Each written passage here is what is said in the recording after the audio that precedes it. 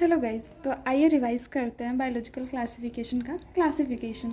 तो biological classification हुआ food, shelter और क्लॉथ के बेसिस पे इसे फर्स्ट अटेम्प्ट किया एरिस्टोटल ने और यूज़ की सिंपल मॉर्फोलॉजिकल कैरेक्टर। प्लांट को डिवाइड किया ट्री, हर्ब और शब में, एनिमल को रेड ब्लडेड और नॉन रेड ब्लडेड।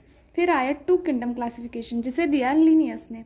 इन्होंने डिवाइड किया प्लांटी और एनिमलिया में, but did not distinguish between eukaryote, prokaryote, unicellular, multicellular, photosynthetic green algae, non photosynthetic fungi.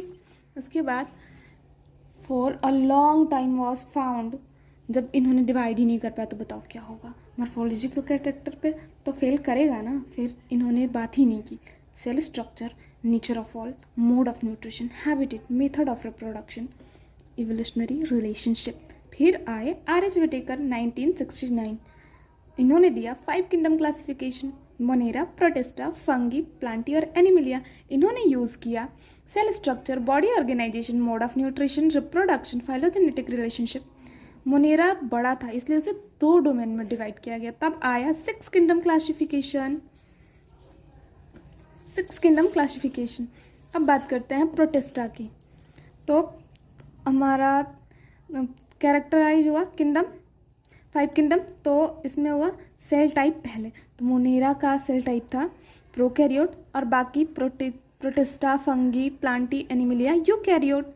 Cell wall, Monera का सेल वॉल था न्यूक्लियोसिक, पॉलीसेकेराइड एंड एमिनो एसिड, और Protista में सब में प्रेजेंट ही था, और फंगी में काइटिन का, और प्लांट में सेल्यूलोज का, एनिमल में एब्सेंट।